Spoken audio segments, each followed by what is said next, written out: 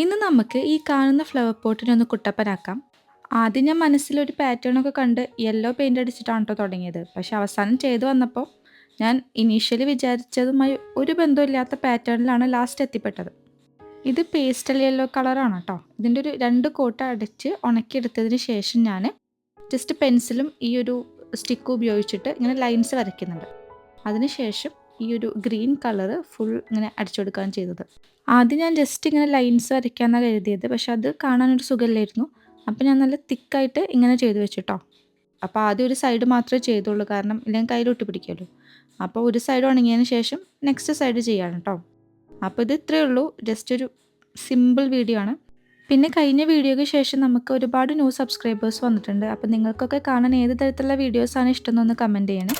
പിന്നെ ഈ വീഡിയോ ഇഷ്ടപ്പെട്ടാൽ ലൈക്ക് ചെയ്യാനും ചാനൽ സബ്സ്ക്രൈബ് ചെയ്യാനും മറക്കരുത് കേട്ടോ.